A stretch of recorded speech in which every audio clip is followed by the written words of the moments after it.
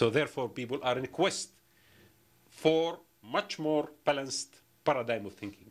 They would like to see something that could represent them. This is why pro-Arab nationalism emerged, and then later on Islamic movements emerged, and a lot of people emerged in order to represent that kind of feeling that, we would like to establish a collective mind in the region. After the collapse of the Ottoman Empire, we are now having 50-something state. And the figure keep changing, because, some countries join, some countries are in a state of separation. We don't have stability. We need to understand that, and we'd like to deal with it. And journalists should look at it carefully. To continue covering the region with the way that we are covering it, we are not serving the audience, neither we are serving political leadership or anyone else. We are giving them, or misleading them sometimes, to take different and maybe wrong decisions. I wonder if we did really cover the Middle East as it's supposed to be covered, would we have 11 September? Would we as journalists be able to warn or to introduce knowledge about what is happening that could really lead to something that might not have created this kind of violence? Did we have to go through all these kind of difficulties at this moment in time in Iraq and in Afghanistan? Had journalists really been open to other opinions and listened to all kind of, society factors and try to introduce much more balanced understanding of Iraq and Afghanistan? We did not do that. This is why we became partners with politicians. I do not accept politicians to lead the way for journalists. That is wrong. That has never been the Western tradition at all. But in foreign politics, during the last 8 years, it is the case. Politicians are drawing the editorial lines for a lot of us. And that should cease to exist, actually, and we should start fresh. We should understand the responsibility that we have in front of our audience. Anyway, Al Jazeera, today, we are lucky that eventually people can see us here in Washington because we are available on cable. For years now, we tried, and actually, eventually, we are here. A lot of rumors were created about Al Jazeera, but I think now people can see for themselves and judge for themselves. We demand from the people to see Al Jazeera and to judge what they see. We don't want to speak good about ourselves because media is there.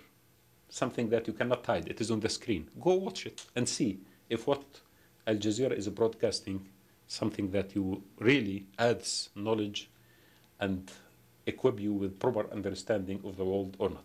That choice, I leave it for everyone. Thank you very much. Thank you. Thank you. So why don't we ask you to come here? Ben? Of course, my microphone is not working. Your voice is... Yeah, we've got... If we can... Great, thank you. Thank you so much for your outline and stimulating comments. Time Magazine and other publications have regularly said that you're one of the great Arab leaders of vision in the region. And I'm interested in just posing this first question to you. When I am on Al Jazeera shows, I'm often paired with clerics or scholars or other people from the region, obviously have different worldview, but it's very clear that there's a lot of doubt about the United States. Even while there's fascination about Obama, there's doubt in Obama's ability to achieve things. So as a leader with vision in the region, what advice would you give Barack Obama, the U.S. government, with what its pretensions and objectives are in the region to try to overcome some of those doubts? What are the measuring sticks, the benchmarks that your world needs to see to take the United States more seriously? I think I warn against the micro-involvement of issues in the region. I've seen that people, when they are trying to revisit the policy and the strategy, they're just speaking about details, not the overall. I think the region is important for the United States of America for many reasons. One of them, we have rising powers now in the world. And the Americans have to understand who could they deal with.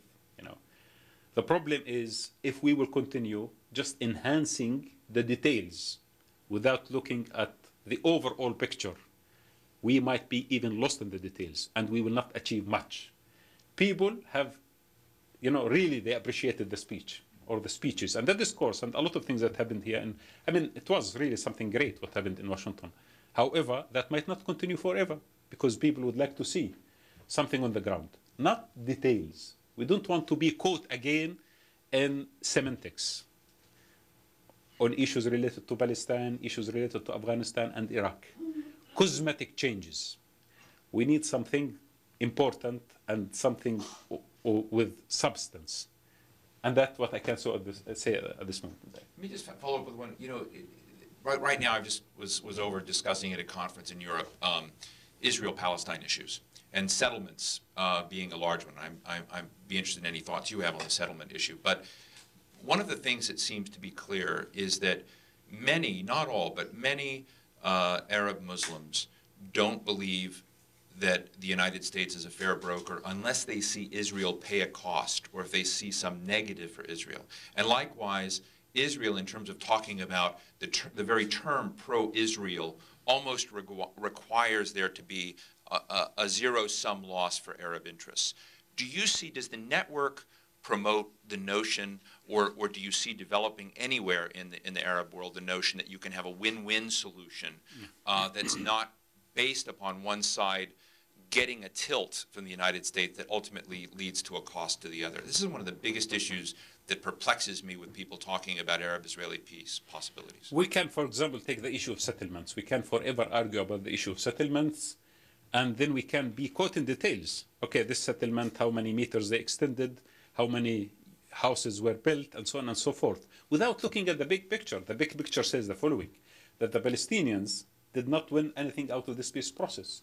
If you take the reality right now on the ground and the amount of suffering and the amount of economic crisis that the Palestinians are going through, and the fragmentation of the West Bank and the siege on Gaza and all these kind of issues that are taking place at this moment in time, it does not give magnificent picture about what the peace process should be about.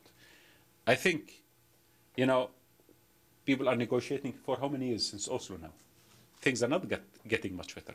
There's no delivery on the ground. That is number one.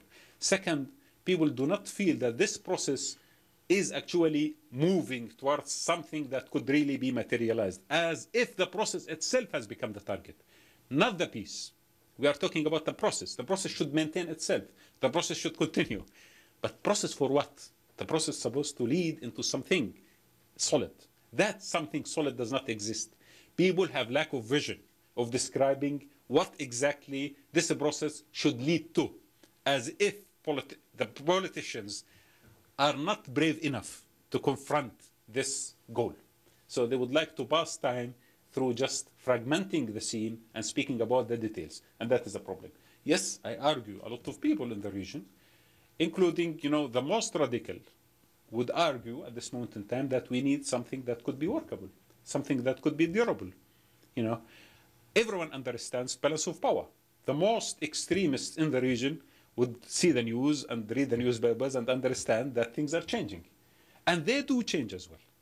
You know, sometimes we look at these actors as aliens who do not understand anything, and we deal them in one way or another. I think that is wrong. What Al Jazeera has been doing for the last, 13 years is introducing all opinions.